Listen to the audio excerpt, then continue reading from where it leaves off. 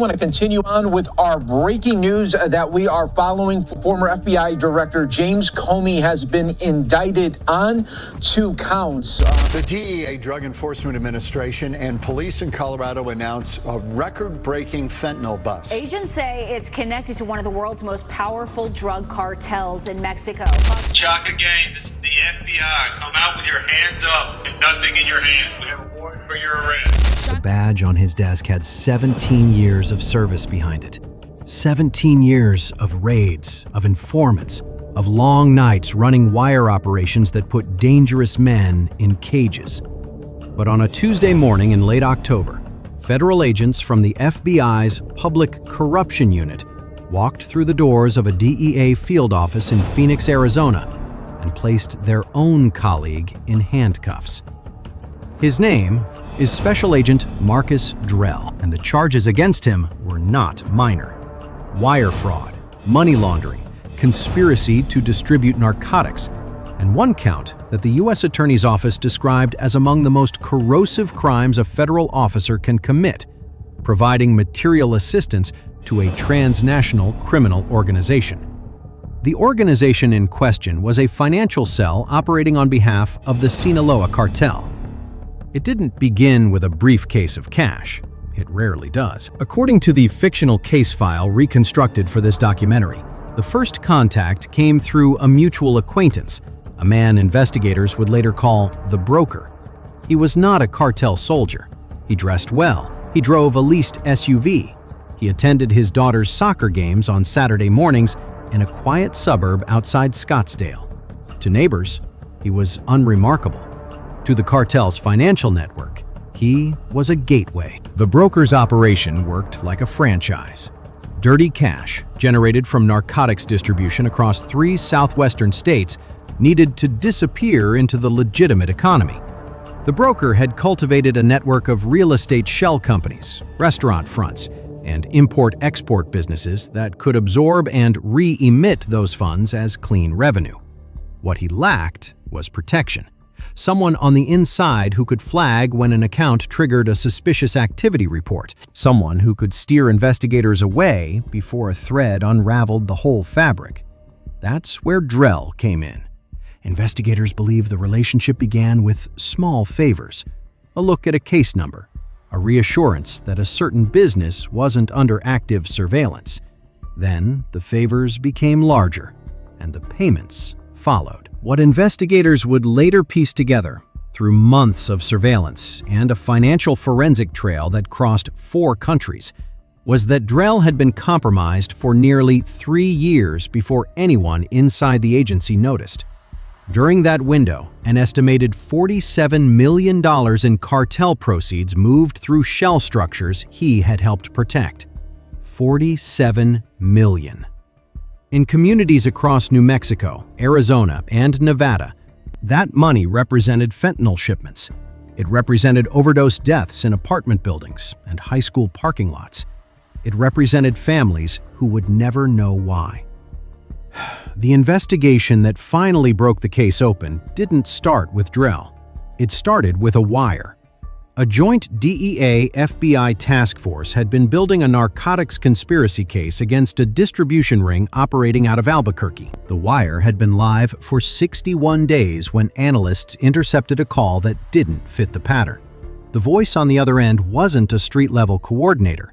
It was careful, deliberate, and at one point, it referenced a specific case file designation that should have been accessible only to law enforcement personnel. The lead analyst flagged it the same afternoon. Within 72 hours, the investigation had quietly bifurcated. One team continued the narcotics case. A second, smaller, compartmentalized, and deliberately isolated from the Phoenix field office, began building a case around the unidentified voice. It took 11 weeks to confirm what no one wanted to confirm. The voice belonged to Marcus Drell. If you're watching this and you've ever wondered how deeply corruption can embed itself inside federal law enforcement, stay with us. What came next is a case study in how financial crime and institutional betrayal reinforce each other, and why this story matters beyond the headlines. Once the second investigation identified Drell as their subject, The FBI's Public Corruption Unit took lead. Their challenge was significant. Drell was a trained federal agent. He knew surveillance protocols. He understood how financial investigations were constructed. He had spent years on the other side of exactly this kind of case. Building evidence against him required methods that went beyond standard wire intercepts. The financial forensic team began by mapping the shell company network the broker had established. What they found was layered with professional precision. A landscaping company in Tempe had received over $2 million in wire transfers from a holding entity registered in Delaware. That Delaware entity traced back to a nominee director, a retiree in Nevada who had no knowledge he'd been listed as an officer of 4 separate corporations. The nominee had been recruited through a fraudulent employment ad and paid a modest monthly retainer to sign documents he was told were routine business filings. He had no idea what he was signing. Behind the Delaware entity sat a chain of trust structures routed through the Cayman Islands. Behind those sat the cartel's operational finance arm. The money moved in cycles, cash generated domestically, deposited through structuring across dozens of accounts to avoid federal reporting thresholds, wired through the shell network, converted into real estate or business equity, then liquidated as clean capital. The cycle took approximately 90 days from dirty to clean. Drell's role was targeted but critical. When an account in the network triggered a Bank Secrecy Act alert, he would access internal DEA intelligence systems to assess whether the flag had generated investigative interest. If it had, he would signal the broker, who would instruct the network to pause activity on that account and route future transfers through a different node. Drell was, in effect, a real-time early warning system embedded inside federal law enforcement. The agents who worked alongside him for years had no indication. His performance reviews were strong. He showed up. He made arrests. He testified in court. He was, by every visible metric, the job. That's part of what made the case so difficult for his colleagues to process. One investigator involved in the takedown, speaking in a fictional capacity for this reconstruction, described the moment of confirmation as the kind of thing that makes you re-examine every case you ever worked with someone. Human cost has many shapes. Sometimes it's a family destroyed by addiction. Sometimes it's the slower erosion of institutional trust, the corrosive realization that the people charged with dismantling criminal networks can be purchased. The tactical phase of the operation required extraordinary coordination. Because Drell still had active access to DEA systems, the team could not allow any trace of the arrest operation to surface through standard law enforcement channels. The FBI coordinated directly with the U.S. Attorney's Office in a separate district to obtain the warrant. The operation was designated compartmentalized at a level that excluded the Phoenix field office entirely. On the morning of the arrest, 6 FBI agents and 2 U.S. Marshals positioned themselves across 3 locations simultaneously. One team took the field office lobby. One took the parking structure where Drell's dark blue government-issue SUV was already parked. A third team staged at his residence, a modest 2-story home on a quiet street in Chandler, with an American flag mounted beside the front door and a child's bicycle on the driveway. They moved at 7:14 in the morning. Drell was in the elevator when the lobby team made contact. He didn't run. He didn't reach for his weapon. By multiple accounts in this fictional reconstruction, he simply looked at the lead agent, exhaled slowly, and said nothing. The broker was arrested in Scottsdale within the same hour. 4 additional members of the Shell Company network were taken into custody across 2 states by the end of the afternoon. The financial cell the broker had constructed, the one Drell had helped protect for nearly 3 years, was neutralized in a single operational window. But the damage was already counted.